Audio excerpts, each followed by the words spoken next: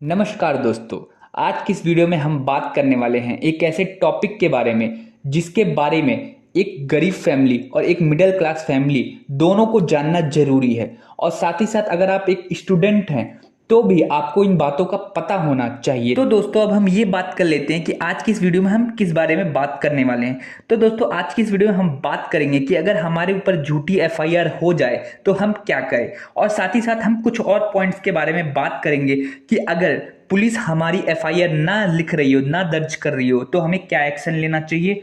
और इसके साथ साथ अगर हम किसी गवर्नमेंट जॉब की तैयारी कर रहे हैं या फिर हमें कोई गवर्नमेंट जॉब मिल गई है, तो अगर हमारे ऊपर कोई एफआईआर हो जाए तो क्या हमारी जॉब पे कोई फर्क पड़ता है, क्या हम एफआईआर होने के बाद हमें गवर्नमेंट जॉब मिलेगी कि नहीं। आज इन सारी चीज़ों को हम अच्छे से क्लियर करेंगे।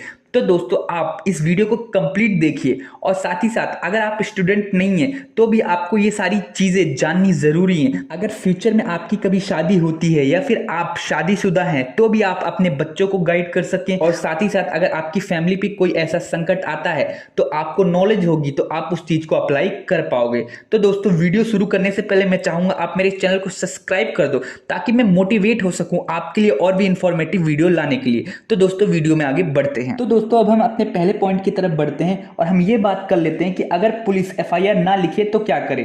तो दोस्तों उससे पहले हम ये समझ लेते हैं कि जो अपराध होती हैं वो कितने टाइप के होते हैं। तो दोस्तों अपराध दो प्रकार के होते हैं, एक तो होते हैं नॉन कॉन्जेबल ऑफेंस और एक होता है कॉन्जेबल ऑफेंस। मतलब कि सबसे पहले हम ये बात कर लेते हैं नॉन कॉन्जेबल ऑफेंस कौन कौन से होते हैं। तो दोस्तों जैसे कि अगर किसी ने किसी को थप्पड़ मार दिया है या किसी के संग किसी के साथ गाली गलौज हो गई है, तो ऐसे में क्या होता है कि पुलिस जब तक वारंट नहीं लाएगी तो वो सामने वाले बंदे को गिरफ्तार नहीं कर सकती।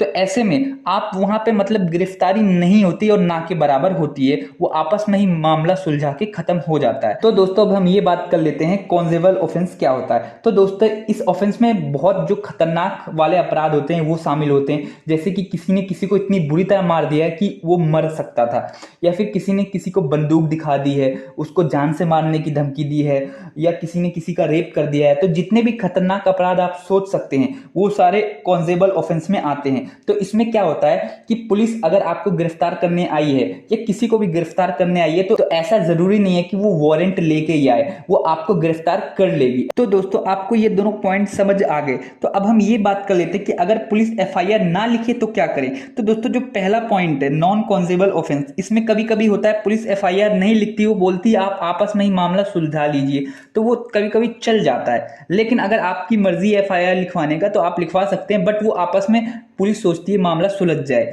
लेकिन अगर जो इससे नीचे वाला पॉइंट है कॉन्जेबल ऑफेंस, जिसमें बहुत ही संगीन अपराध शामिल होते हैं, अगर आपके साथ इनमें से कोई अपराध हुआ है तो आप पुलिस के पास जाते हैं और पुलिस आपके एफआईआर को दर्ज नहीं करती, तो दोस्तों आपको क्या करना चाहिए। तो सबसे पहले आपको डीएसपी ऑफिस जाना चाहिए। वहां पे जाके आप अपनी प्रॉब्लम बताइए कि ये फलाना पुलिस स्टेशन हमारी एफआईआर नहीं लिख रही है, तो ये कोई ना कोई एक्शन लेंगे। और अगर डीएसपी ऑफिस में भी जाके आपका काम नहीं होता तो आप उससे ऊपर वाले ऑफिस में जा सकते हैं जो कि एसपी ऑफिस होता है।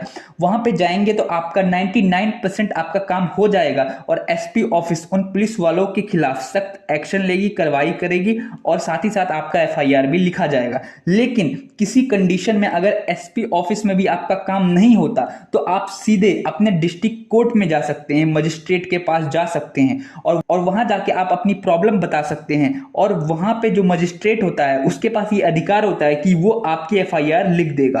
तो दोस्तों वहीं पे ही आपकी एफआईआर लिखी जाएगी और बाद में मजिस्ट्रेट उन पुलिस वालों के खिलाफ भी एफआईआर लिख सकता है। तो दोस्तों अब हम ये बात कर लेते हैं कि अगर कोई हम पे फर्जी एफआईआर दर्ज करवा दे तो हम क्या कर सकते हैं, हमें क्या करना चाहिए। तो दोस्तों अगर आपके खिलाफ किसी ने एफआईआर दर्ज करवाया, जैसे कि आपने थप्पड़ मार दिया या आपने किसी के साथ गाली गलौज करी, तो ऐसे में अगर पुलिस आपको गिरफ्तार करने आती है तो आप उनसे वारंट मांग सकते हैं। तो ऐसे में बहुत कम ही गिरफ्तारी होती है।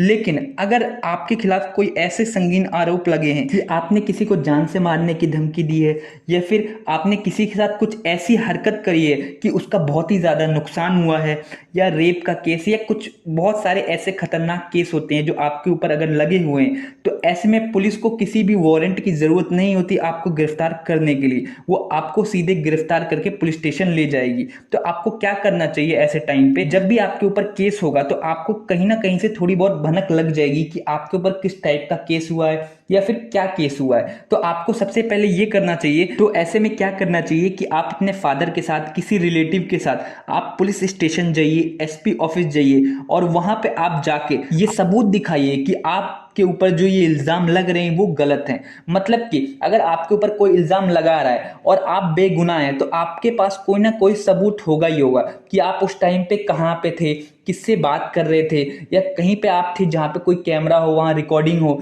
या आपके फोन के थ्रू भी लोकेशन आपकी ट्रैक की जा सकती है कि आप उस टाइम पे वहाँ पे थे कि नहीं। आप ये सारे सबूत एसपी को दिखाइए। उसके पास इतनी पावर होती है कि वो आपकी गिरफ्तारी रोक सकता है कि इसके पास ये सबूत है, आप अभी इसको फिलहाल गिरफ्तार ना करो। तो दोस्तों, अगर एसपी ऑफिस में भी आपकी सुनवाई नहीं होती और वहां पे भी आपके सबूत को नहीं माना जाता, तो आप डायरेक्ट कोर्ट में जा सकते हैं। वहां पे आप एंटीसिपेटरी बेल के लिए, अग्रिम जमानत के लिए अपील कर सकते हैं। मतलब कि आप कोर्ट में अपने सबूत दिखाइए और बताइए कि हम उस टाइम पे यहाँ पे नहीं थे, या जो भी आपके पास सबूत है आप दिखाइए। अगर आपके खिलाफ सच में फर्जी एफआईआर हुई है और आप बेगुनाह हैं, तो आपको बेल मिल जाएगी और इस बेल को हम बोलते हैं एंटीसिपेटरी बेल। लेकिन अगर बाय चांस पुलिस आपको पहले ही गिरफ्तार कर लेती है, मतलब आपको ये सारे प्रोसेस करने का मौका नहीं मिलता, तो आप क्या करिए, आपको पुलिस ने गिरफ्तार कर लिया तो आप किसी न किसी तरीके से अपने लॉयर से कांटेक्ट करने की कोशिश करिए। अपने जो आपके रिलेटिव है, फादर है, उनसे कांटेक्ट करिए और उनको बोलिए कि वो रेगुलर बेल के लिए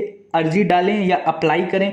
ये प्रोसेस जो होता है वो थोड़ा लंबा होता है, लेकिन अगर आप बेगुनाह हैं और पुलिस के पास सारे सबूत नहीं है आपके खिलाफ, तो आपको बेल मिल जाती है। तो दोस्तों, अब हम अपने अगले पॉइंट की तरफ बढ़ते हैं कि अगर आप कोई गवर्नमेंट जॉब कर रहे हैं, फिर अगर आपके खिलाफ कोई एफआईआर हो जाती है, तो क्या आपकी गवर्नमेंट जॉब रहेगी या चली जाएगी। या फिर अगर आप कोई स्टूडेंट है, आप गवर्नमेंट जॉब के लिए अप्लाई कर रहे हैं, फॉर्म आप भर चुके हैं, तो अगर आपके खिलाफ कोई एफआईआर होती है तो क्या होगा। या फिर अगर आपके खिलाफ कोई एफआईआर है, तो क्या आप गवर्नमेंट जॉब के लिए फॉर्म भर सकते हैं कि नहीं। ये सारी चीजों के बारे में अब हम बात करेंगे। तो दोस्तों, सबसे पहले ये बात कर लेते हैं कि अगर आप कोई गवर्नमेंट जॉब करते हैं तो क्या होगा। तो दोस्तों, अगर आप कोई गवर्नमेंट जॉब कर रहे हैं और आपके खिलाफ कोई एफआईआर होती है, और ऐसे केस में एफआईआर होती है जो कि नॉन कॉन्जेबल ऑफेंस में आता है, तो क्या होगा, ऐसे में हो सकता है आपको उस गवर्नमेंट जॉब से सस्पेंड कर दिया जाए। ऐसा कंफर्म नहीं है कि सस्पेंड होंगे ही होंगे, लेकिन चांस है, क्या पता आपको सस्पेंड कर दिया जाए।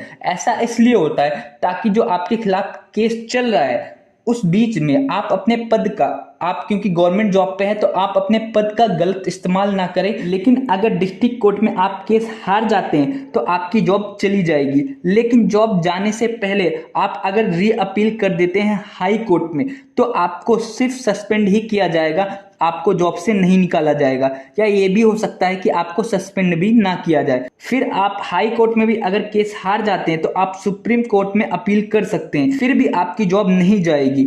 और अगर लेकिन लास्ट में अगर आप सुप्रीम कोर्ट में भी केस हार जाएंगे तो आपकी जॉब चली जाएगी, उसमें कोई शक ही नहीं है। तो दोस्तों, अगर आप कोई स्टूडेंट है और आप गवर्नमेंट जॉब के लिए फॉर्म भरना चाहते हैं, लेकिन आपके खिलाफ कोई केस है, तो दोस्तों ऐसे में आपको क्या करना पड़ेगा कि उस फॉर्म में आपको ये मेंशन करना पड़ेगा कि आपके खिलाफ ये केस है, ये केस चल रहा है। तो दोस्तों, जब तक केस चल रहा है तब तक आप दोषी नहीं है, तो ऐसे में आप फॉर्म भर सकते हैं। लेकिन कभी कभी क्या होता है, आपने कोई फॉर्म भर दिया है गवर्नमेंट जॉब के लिए और उसके बाद आपके खिलाफ कोई केस होता है, तो ऐसे में आप क्योंकि फॉर्म भर चुके हैं, आप उसमें मेंशन तो कर नहीं सकते दोबारा जाके। तो ऐसे में क्या होता है, आप एग्जाम भी दे सकते हैं, सब कुछ हो सकता है, लेकिन जब ज्वाइनिंग का टाइम आएगा तो ऐसे में आपसे पूछा जाएगा कि क्या आपके खिलाफ कोई केस है कि नहीं। तो आपको वहां पे बताना पड़ेगा कि आपके खिलाफ ये केस चल रहा है या इस डेट को ये केस मेरे ऊपर दर्ज हुआ है। अगर इस केस में आप दोषी साबित होते हैं तो आपको जॉब से निकाल दिया जाएगा। ये सारी चीजें पहले ही क्लियर हो जाती है।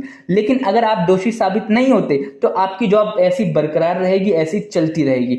तो दोस्तों, उम्मीद करता हूं आपको ये सारी चीजें और सारी पॉइंट समझ आ गए होंगे। अगर कोई पॉइंट आपको समझ नहीं आया है, अगर कोई क्वेश्चन है, तो नीचे आप कमेंट करके बताइए। और साथ ही साथ इस वीडियो को लाइक कर दीजिए और मेरे इस चैनल को सब्सक्राइब कर दो, ताकि मैं अंदर से मोटिवेट हो सकूं आपके लिए और भी अच्छी और बेहतरीन वीडियो लाने के लिए।